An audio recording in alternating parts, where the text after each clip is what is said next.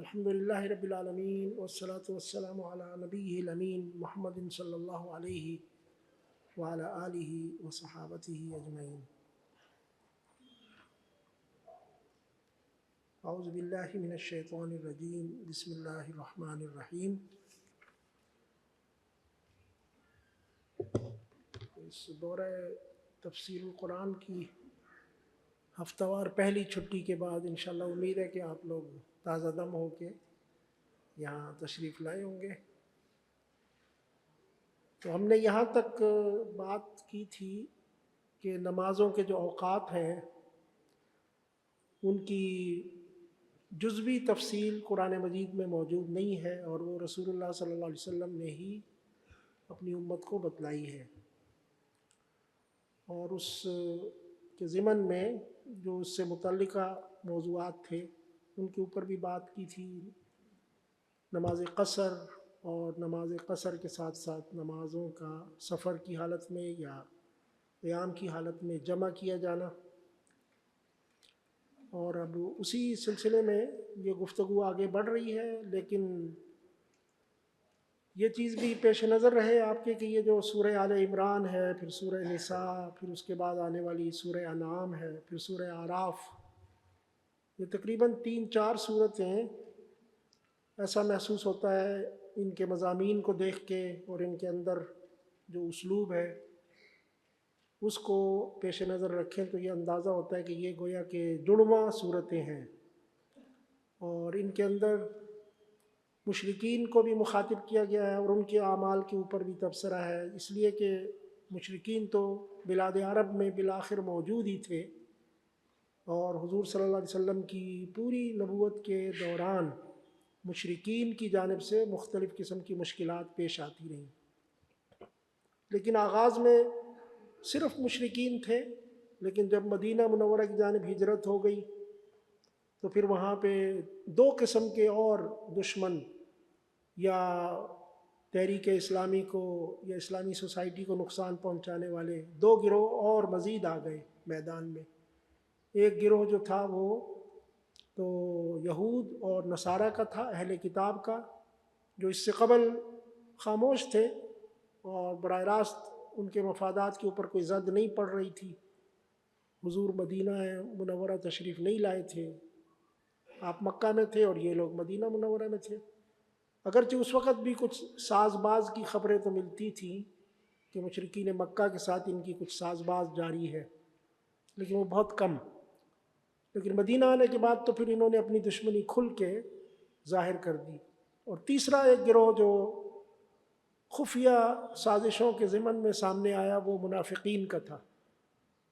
تو ان تینوں صورتوں کے اندر ان تینوں فریقوں کو اللہ رب العزت نے مختلف انداز میں مخاطب کیا، اور آیات کی جو ترتیب ہے اس کو بھی جب آپ دیکھیں تو آپ کو یہ اندازہ ہوگا کہ اللہ رب العزت مشرکین سے گفتگو فرما رہے ہیں یا مشرکین کے موضوعات کو بیان کر رہے ہیں، اچانک اس میں یہود و نصارہ کا تذکرہ آ جاتا ہے اور کچھ چیزیں ان کے متعلق کہہ دی جاتی ہیں، پھر اسی طرح بیچ میں کہیں منافقین کو مخاطب کر لیا جاتا ہے، یا مسلمانوں کو ان تینوں کے بارے میں مختلف انداز سے تنبیہ کی جاتی ہے، نصیحت کی جاتی ہے۔ تو یہ جو تداخل جسے ہم کہتے ہیں، یعنی ایک موضوع کا کسی دوسرے موضوع کے ساتھ ملنا اور باہم ایک دوسرے کے ساتھ منسلک ہونا، اس کی تفاصیل یا اس کا جو نقشہ ہے وہ آپ کے سامنے ان تینوں صورتوں کے اندر بہت واضح طور پہ موجود نظر آ رہا ہے۔ یہاں پہ بھی چونکہ بتایا گیا تھا آغاز میں کہ یہ جنگ احد کے بعد کے حالات کے اوپر تبصرے کی صورت میں یہ آیات نازل ہوئی تھیں سورہ نساء کی، تو یہاں پہ بھی وہی بات ایک دفعہ پھر کہی جا رہی ہے کہ وَلَا تَهِنُوا فِي ابْتِغَاءِ الْقَوْمِ إِن تَكُونُوا تَعْلَمُونَ فَإِنَّهُمْ يَعْلَمُونَ كَمَا تَعْلَمُونَ، کہ آپ ان دشمن قوم کے بارے میں یا ان کافر قوموں کو پکڑنے اور ان کو اپنی گرفت میں لانے، ان کا تعاقب کرنے میں آپ لوگ کمزور نہ ہو، کیونکہ ابھی تو مقابلہ جاری ہے اور ابھی تو کفر باقی ہے، لہٰذا ابھی ایک ہی جنگ کے اندر اگر تھوڑی سی زک پہنچی ہے آپ کو تو اس کے نتیجے میں آپ لوگ حوصلہ نہ ہاریں، ابھی تو کئی مراحل باقی ہیں جنگ کے. اور ان تکونوا تعلمون حمزہ کے ساتھ تعلمون، یعنی یہ تعلمون نہیں ہے، اس کو پڑھتے ہوئے اگر یہ لفظ سامنے نہ بھی ہو تو اس کو حمزہ کے ساتھ پڑھنا ہے، تعلمون یا تعلمون، دونوں طرح ٹھیک ہے. اگر تمہیں کچھ تکلیف پہنچی ہے، علم سے ہے نا یہ علم، ہم اردو میں بھی رنج و علم، درد و علم کا لفظ استعمال کرتے ہیں، اور وہی معنی ہے اس کا بھی جو عربی میں ہے، وہی معنی اردو میں استعمال ہوتا ہے، یعنی درد کا ہونا، تکلیف کا ہونا. ان تکونوا تعلمون، کہ اگر تمہیں تکلیف پہنچی ہے تو پھر ان کو بھی تکلیف پہنچتی ہے جیسے کہ تمہیں پہنچتی ہے، انسان ہے. اگر تمہیں کوئی اذیت ہوتی ہے تو ان کو بھی اذیت پہنچتی ہے، اس وجہ سے تم اور وہ برابر ہیں. لہٰذا تم اپنی تکلیف پہ ایک دم سے مضمحل مت ہو جاؤ اور ایک دم سے تم مایوس نہ ہو. وَتَرْجُونَ مِنَ اللَّهِ مَا لَا يَرْجُونَ، البتہ فرق کیا ہے؟ فرق یہ ہے کہ تم اللہ سے بھی کچھ امیدیں لگا کے بیٹھے ہو، اور جو قاہر و جابر اللہ کی ذات ہے وہ تمہیں تمہاری امیدوں کے مطابق نتیجہ بھی فراہم کرتا ہے. مَا لَا يَرْجُونَ، ان کو تو کوئی امید ہی نہیں ہے اللہ سے. یعنی یہ لوگ تو اگر کبھی ان کو تکلیف پہنچتی ہے تو پھر تکلیف کے اندر ان کی جو کیفیت ہوتی ہے اذیت کی اور مصیبت کی، وہ تمہاری نہیں ہوتی، اس لیے کہ تمہارے سامنے امید کی فضا ہے، تمہارے سامنے اللہ رب العزت سے صلہ ملنے کا ایک یقین ہے. تو اس طرح کی امید اور اس طرح کا یقین یہ انسان کے غم کو اور تکلیف کو بہت کم کر دیتا ہے. جب اس انسان کو یہ نظر آ رہا ہو کہ یہ تکلیف وقتی ہے یا اس تکلیف میں مجھے بہت بڑا اجر ملنے والا ہے. لیکن اگر کسی دوسری طرف صرف تکلیف ہی تکلیف ہو، آگے سے کسی بھی بہتری کے آنے کی امید نہ ہو، کسی اجر کے ملنے کا کوئی یقین نہ ہو، کوئی ایمان نہ ہو، تو وہ انسان تو ایک دم سے ہلاک ہوتا ہے. اسی وجہ سے ہم یہ دیکھتے ہیں کہ اس دنیا میں بھی جو خودکشیاں ہیں، سوئیسائڈ جو ہے، وہ مشرکین میں، کفار میں، آج کل کے اس ملحد اور سیکولر طبقے کے اندر بہت زیادہ ہے. مسلمان ممالک اگرچہ تنگ دست ہیں، بدحال ہیں، پسماندہ ہیں، لیکن ان کے ہاں خودکشیوں کا عمل بہت کم ہے، اس کی جو شرح ہے وہ بہت کم ہے. اس کی وجہ کیا ہے؟ اس کی وجہ یہی ہے کہ مسلمان بے شک بھوکے ہیں، ننگے ہیں، پسماندہ ہیں، تکلیف میں مبتلا ہیں، لیکن ان کو جو یہ امید ہے کہ ہمارے لیے تو آخرت ہے، اللہ تعالیٰ نے اگر اس دنیا میں ہمارے دل نہ بدلے تو کم از کم آخرت میں تو ہم اللہ سے اجر پائیں گے، اور یہ دنیا جز وقتی ہے، چند دنوں کی دنیا ہے، یہ چھوٹی موٹی تکلیف ہے. یا کم از کم یہ یقین ان کا ہوتا ہے کہ اسی دنیا کے اندر ان کو اس تکلیف کے بعد ایک اچھائی بھی ملنے والی ہے. ساری عمر تو یہ تکلیف نہیں رہے گی، یہ ساری عمر تو یہ غربت نہیں رہے گی. تو وہ اس امید کے ساتھ جیتے ہیں، اور اس کے نتیجے میں ان کو جو سیٹسفیکشن ہوتی ہے نفسیاتی اعتبار سے، تو وہ سوئیسائڈ کی طرف کم از کم نہیں جاتے. لیکن جو لوگ خوشحال ہیں، ہر طرح سے ہر طریقے کے وسائل ان کے پاس موجود ہیں، پرتعیش زندگی ہے، حکومتوں کے انتظامات ہیں، کل کے آنے کا کوئی خطرہ اور خوف ان کے اوپر نہیں ہے، اس ساری سہولت کے باوجود خودکشی کرتے ہیں. جاپان کہتے ہیں کہ اس وقت سب سے زیادہ خودکشیوں کا ملک ہے، اور دنیا میں جو بہترین انتظامات اور بہترین سہولیات والا ملک ہے وہ بھی جاپان ہے. اس قدر دولت، اس قدر سہولت اور تعیش کے باوجود وہ لوگ خودکشی کرتے ہیں. اس کی وجہ یہی ہوتی ہے کہ ان کے سامنے کوئی امید نہیں ہوتی، اندھیرا ہی اندھیرا نظر آتا ہے انہیں. یہ فرق ہے جو یہاں اللہ رب العزت نے ان الفاظ میں فرمایا کہ ان کو بھی تکلیف پہنچتی ہے، تمہیں بھی پہنچتی ہے، اس لیے پریشان ہونے کی ضرورت نہیں، تم دونوں برابر ہو. لیکن تمہاری دونوں کی برابری کہاں ختم ہو جاتی ہے؟ وہ اس میں کہ وَتَرْجُونَ مِنَ اللَّهِ مَا لَا يَرْجُونَ، کہ تم اللہ سے امید لگا کے بیٹھے ہوئے ہو بہت اچھی، اور وہ بالکل نا امید ہیں، ان کے پاس سامنے کوئی ویژن ہی نہیں ہے. وَقَالَ اللَّهُ عَلِيمًا حَكِيمًا إِنَّا أَنزَلْنَا إِلَيْكَ الْكِتَابَ بِالْحَقِّ، کہ ہم نے آپ کی طرف کتاب کو حق کے ساتھ بھیجا ہے. اس کتاب کو اتارنے کا مقصد کیا ہے؟ لِتَحْكُمَ بَيْنَ النَّاسِ بِمَا أَرَاكَ اللَّهُ، کہ آپ لوگوں کے درمیان حق کے ساتھ فیصلہ کریں. اس حق کے ساتھ کہ جو حق آپ کے اوپر اتارا گیا ہے. بما اراک اللہ، وہ حق اللہ رب العزت آپ کو جس طرح سے دکھلائے. اللہ رب العزت آپ کو جو نقشہ دکھلائے اس قضیے کے اندر حق کی جانب رستہ آپ کو بتلا دے، اور ایک تنازع اور ایک پیچیدہ صورتحال کو آپ کے سامنے وہ ایک خاص طریقے سے نکھار دے، تو آپ اس اجتہاد، اس بصیرت کی بنیاد پہ فیصلہ کریں. بما اراک اللہ کا مطلب یہی ہے کہ انسان جب کوشش کرتا ہے، جدوجہد کرتا ہے، حق تک پہنچنے کی کوشش کرتا ہے، تو ایک رستہ اللہ رب العزت اس کو دکھا دیتا ہے، اور اسی کو اجتہاد کہتے ہیں. اجتہاد. حضور صلی اللہ علیہ وسلم کے اوپر تو وحی نازل ہوتی تھی، لیکن وحی کے ساتھ اس کا یہ مطلب نہیں تھا کہ حضور نبی کریم صلی اللہ علیہ وسلم نے اپنی عقل کے اور فہم کے اور سوچ و بچار کے دروازوں کو بند کر رکھا. یہ مطلب قطعاً نہیں ہے وحی کا.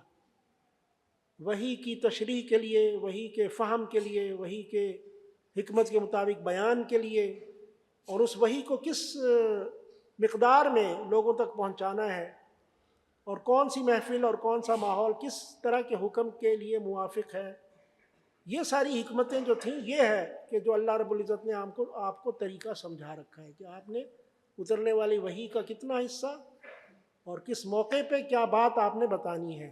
تو اس کا مطلب ہے کہ حضور صلی اللہ علیہ وسلم اپنی پوری عقل و بصیرت اور اپنی اجتہادی صفات کو استعمال کیا کرتے تھے اور اس کے مطابق فیصلہ کرتے تھے. اسی لیے حضور نے دوسرے مجتہدین کے متعلق فرمایا کہ اللہ رب العزت نے اس اجتہاد میں گویا کہ یہ برکت رکھی ہے کہ جب کوئی شخص اجتہاد کرتا ہے اور پھر وہ درست نتیجے تک پہنچتا ہے کہ فلہ اجران. اگر کوئی شخص کسی بھی مسئلے پہ، فقہی مسئلہ ہو، قانونی مسئلہ ہو، سائنسی مسئلہ ہو، سماجی ہو، وہ اس پہ غور و فکر کر کے ایک نتیجے تک پہنچتا ہے اور وہ درست ہوتا ہے وہ نتیجہ، فلہ اجران، تو اس کو 2 اجر ملیں گے. ایک تو ہے حق تک پہنچنے کا ثواب کہ اس نے حق تلاش کر لیا اور حق لوگوں کے وہ بتا دیا، اور دوسرا اس کوشش کا ثواب کہ جو کوشش اس نے کی جس کے نتیجے میں وہ اس حق تک پہنچا. اور اس کے مقابلے میں دوسرا شخص کہ جو اجتہاد کرتا ہے، کوشش کرتا ہے، لیکن اس کا فیصلہ درست نہیں ہوتا، اور درستگی تک نہیں پہنچ سکتا، بلکہ وہ اس سے جو نیچے کا درجہ ہے اس کے مطابق فیصلہ کر لیتا ہے. تو فرمایا کہ وہ بھی اجر سے محروم نہیں ہوگا. فلہ اجر واحد، اس کے لیے بھی ایک اجر ہوگا. اور وہ اجر کس چیز کا ہے؟ وہ کوشش کرنے کا. لیکن کوشش کرنا ضروری ہے، کوشش کرنا، تحقیق کرنا یہ ضروری ہے. اس کے بعد اللہ تعالیٰ جو بھی دکھا دے آپ کو، جو بھی اس کا نتیجہ نکال دے. وَلَا تَكُنْ لِلْخَائِنِينَ خَصِيمًا، اور آپ خیانت کرنے والوں کے ساتھ کسی کے حصے دار نہ بنیں. وَاسْتَغْفِرِ اللَّهَ إِنَّ اللَّهَ كَانَ غَفُورًا رَحِيمًا، اور اللہ سے استغفار طلب کیجیے. وَلَا تُجَادِلْ عَنِ الَّذِينَ يَخْتَانُونَ أَنفُسَهُمْ، اور آپ ان کے لیے نہ جھگڑیں کہ جو اپنی جانوں کے ساتھ خیانت کرتے ہیں، یعنی جنہوں نے اپنی جانوں کے سمیت خیانت کی ہے. یہ بھی ہو سکتا ہے کہ وہ دیکھ رہے ہیں سب کچھ، پھر بھی اپنے اوپر ظلم کر رہے ہیں، خیانت کا ارتکاب کر رہے ہیں. ان اللہ لا يحب من كان خوانا اثیما، اللہ تعالیٰ اس شخص کو پسند نہیں کرتا کہ جو خیانتوں میں ڈوبا ہوا ہو، گناہ گار ہو. یہ جو آیات ہیں نا، کچھ اس کے بعد بھی آنے والی آیات ہیں، یہ سب کی سب آیات اصل میں ایک واقعے کے موقع پہ نازل ہوئی تھیں، اور جس کا تذکرہ سنن نبی داود اور سنن ترمذی وغیرہ میں تفصیل سے آیا ہے کہ ایک شخص تھا جس کا نام ابیرق یا بیرق، اور اس کے 3 بیٹے تھے، ایک بشر اور ایک بشیر اور ایک مبشر. لیکن یہ تینوں بڑے شرپسند فسادی قسم کے تھے، چوریاں بھی کرتے تھے اور بھی فساد پھیلاتے تھے. تو انہوں نے ایک دفعہ کسی شخص کے گودام سے کچھ قیمتی چیزیں، جو اس زمانے میں قیمتی ہوتی تھیں، کچھ اسلحہ تھا، کچھ کھانے پینے کی چیزیں تھیں، وہ انہوں نے چوری کی. یہ بھی تفاصیل میں آتا ہے کہ کوئی قافلہ آیا تھا فائن آٹا لے کر، یعنی جو میدا ہوتا ہے نا، بالکل چھنا ہوا آٹا. تو اہل مدینہ چونکہ زرعی کلچر سے تعلق رکھتے تھے، وہ آٹا استعمال کیا کرتے تھے. اہل مکہ تو آٹا استعمال ہی نہیں کرتے تھے اس زمانے میں، ان تک زیادہ پہنچا ہی نہیں تھا، تو یہ لوگ استعمال کرتے تھے۔ اور آٹے کے استعمال کے لیے آپ کو پتہ ہے کہ اس میں آگ جلانا پڑتی ہے، کوئی تھوڑا بہت اہتمام کرنا پڑتا ہے، تو اس کا ذکر بھی آئے گا۔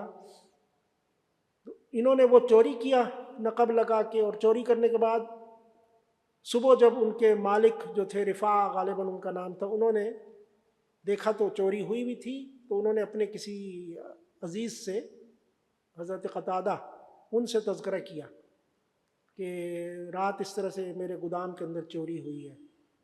تو حضرت قتادہ نے معلومات کی تو کچھ لوگوں نے یہ بتایا کہ رات یہ ابیرق کے وہاں پہ ان کے حویلی میں یا ان کے دالان میں آگ جلی تھی، تو اس سے یہ اندازہ ہوا کہ آگ جلا کے باقاعدہ کوئی چیز پکانا، خود بخود اندازہ ہو جاتا تھا کہ یہ کوئی ایسی چیز کھائی گئی ہے جس کے لیے آگ کی ضرورت ہے۔ ان میں ظاہر ہے روٹی بھی شامل ہے کہ آپ آٹا گوندیں، پھر گوندنے کے بعد اس کو کسی نہ کسی شکل میں پکائیں اور کھائیں۔ تو اتنی سہولت تو اس زمانے میں تھی نہیں کہ لوگ مختلف قسم کے پکوان پکائیں اور جناب قورمے اور کڑھائیاں بنائیں، یہ تو ممکن نہیں تھا۔ زیادہ سے زیادہ یہی ہو سکتی تھی عیاشی کہ آٹا مل جائے کسی کو تو وہ پکی ہوئی بھنی ہوئی روٹیاں کھائیں۔ تو یہ شک پڑا کہ انہی لوگوں نے یہ چوری کی ہوگی، اس لیے کہ ان کی شہرت بھی ایسی ہی تھی۔ ان کو جب پتہ لگا کہ بھئی ہماری یہ چوری تو کھل گئی ہے، تو کہتے ہیں کہ انہوں نے وہ فوری طور پہ وہ جو کچھ چوری کیا تھا سامان اٹھا کے انہوں نے ایک یہودی کے گھر پہ پھینک دیا تاکہ الزام اس کے اوپر آ جائے۔